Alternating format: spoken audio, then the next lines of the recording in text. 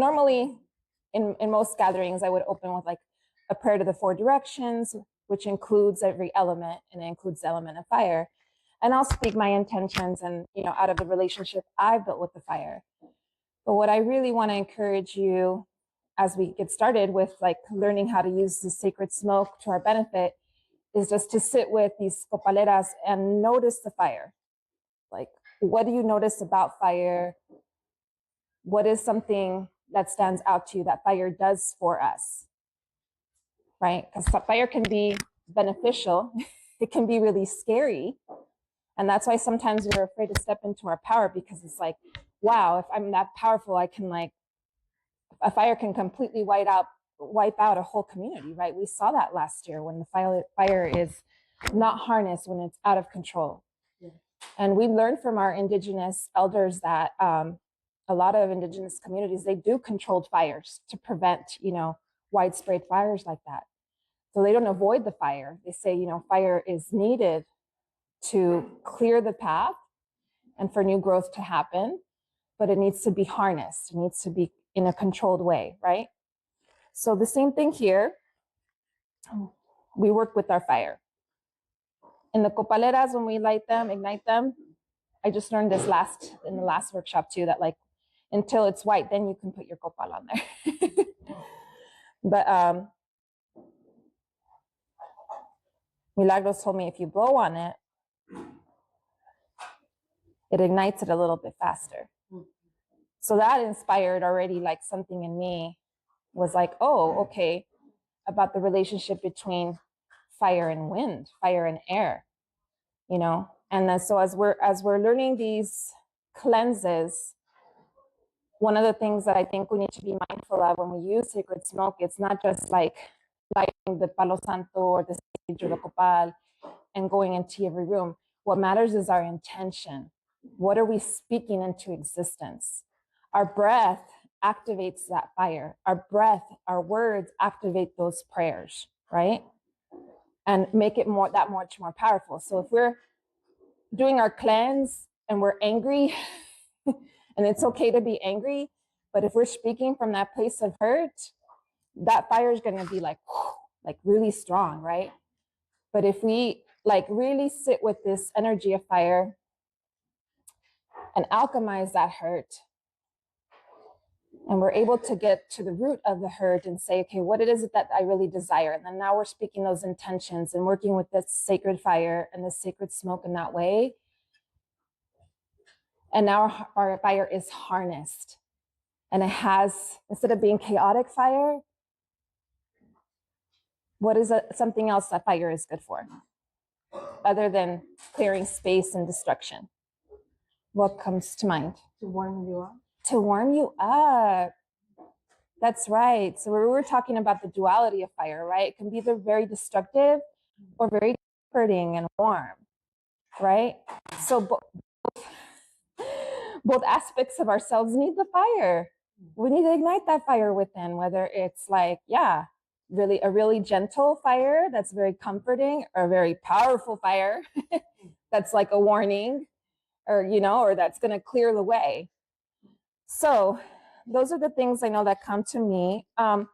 Something that I wanted to also invite you to do today in the Mayan tradition, I don't know if you all are aware, I'm learning a little bit about the Mayan tradition. I'm not an expert at it. But what I do know is that the Mayans, just like in Western astrology, Mayans have their own astrology and they have their own calendar system. And every day is a different energy. Today happens to be the day of knowledge. The day of the Nahual is called Noch. And Noch is about clearing our third eye. It's about like working with fire, clearing the third eye so that we are very clear and trusting our intuition and trusting the messages that are coming through. And since we're already working with Copal and fire today, I thought, oh, this is perfect, because one of the offerings that we do for this energy is we work with Copal. So I'm going to give you all a little bit here. Can you help me hand some Copal out over here, please? Thank you. And when we pass around with the Copalera, I'll have you guys offer it to there. But for now, let me just do this. Or maybe. So what you're going to do when I give you your copal, you're going to put it at your forehead, the copal, like this, and setting the intention of the energies of Noh to clear your third eye, to clear your mind of any negative thoughts, any negative energies, to help you think clearly, and then asking the copal and the fire to help you to transmute those negative thoughts and that negative energy. So this even could be a good way to start your cleanse when you start, smudging your house, to like clear aquí, so that we can harness that fire and it is not so chaotic, okay? Y les digo de experiencia, okay? I'm telling you guys from experience, because I've done some cleanses where I'm just like, that didn't work. My life feels so much more chaotic. And it's like, no, that was the intention I set, right? That was the intention, that was the energy I brought to the cleanse. So that's how we learn. Then You said that clear and then ask. Yeah, you can just ask for clarity. Yeah, for clarity. Make sure you put it in your third eye, and then when you're ready, I'm going to be walking around. You can offer your copal right here. So that's what Jaguar helps to come and aid us with, right? Because it's not just like, you see jaguars out in the wild. If you ever watched the videos, like, they're not always out hunting. They actually like to play a lot. So Jaguar helps us be discerning of how we're using our own inner fire, right? Whether we're always on the move, very protective, right? I need to hurry up and smudge my house and protect this space, get all this negative energy out of here. We've all been there. Or if Jaguar is more like calm and collected, and like, okay, I'm moving through some feelings. Some of this fire feels intense. Help me be discerning before I set everything ablaze. Anyone have anything else to add about fire? What's coming up for you around a relationship with fire? Things you notice about fire? Your traditions? That's what I was thinking. Yes, cooking with fire. So that's part of the alchemical process, right? Because we take something in its original form, and then with fire, we cook it and make it into something new. And so that's what it's doing with our thoughts, right? It's cooking our thoughts right now, that copal. ¿Qué estamos haciendo? Unos chiles rellenos con este copal. Un mole. Mole rico. What else? Anything else? Fires for me in this year. Elote está quemado. Elotes. Fire for me, especially as the summer is approaching, bonfires. In Mm. a circle. Mm-hmm. So I feel like it's a modern version of still bringing communities together. And it also warms us, feeds us, brings us through it. So I recommend you guys going out and enjoying the bonfire by the beach. Yay. For sure. The sister here said elotes quemados. Sí. Si no tenemos cuidado, if we're not careful, right, the food's gonna burn. So we still have to keep an eye on the fire. That's why we have fire keepers, or, during the winter, we work a lot with tending to the fire, right? And then all of our ancestors, I can go off on so many different tangents, but, a lot of our ancestors, they work with the fire to help to tend it, right? So the light doesn't go out.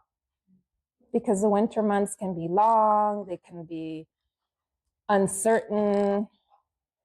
There's a lot that's still like, as we are ending the year, that we're reflecting on, and the fire reminds us that, like, there's still that spark in there that we need to tend to, that we, even if we're resting, that's tending to it. Yeah, but not letting it get too chaotic. For me, I think that I'm looking at flame my light candle, Mm-hmm. and the way it flickers, or it can be mesmerizing or kind of peaceful, Mm-hmm. bringing that hypnotic gravity. Mm-hmm. Calm, there you go. Yeah. So the prayer, if you guys ever want to, we don't have time today, but, incorporate your own prayer to the directions and to the elements. That's a beautiful prayer to say, like, help me, to flicker. You just said it so beautifully. Say it again. Flickering. Yeah, like it's hypnotic. It's very calm. Yeah. Help me soothe my fires. Help me calm my fires. It's in that meditative state. Yes. Right? So it brings that calmness, especially at the end of the day when we've had such a heavy day or hectic or whatever, so many things that are stressful. If you light a candle at the end of the day, just kind of let your worries go to the fire, and it just centers you. It's very clean. And the other thing I was going to say about the fire too is a truth teller, right? It lights us the way so we can see the truth and immobilizes us because it also moves us. Mm-hmm. If we see the fire, well, we're not, sometimes we go through the fire to turn it off, Mm-hmm. but we also sometimes move away from the fire for safety. Mm-hmm. So it does both, right? The dualities of it. Mm-hmm. But it does light up the truth sometimes for us to see so that we can make some changes. Absolutely. Change the temperature. Okay. Yeah. Thank you. Thank you for engaging in the conversation.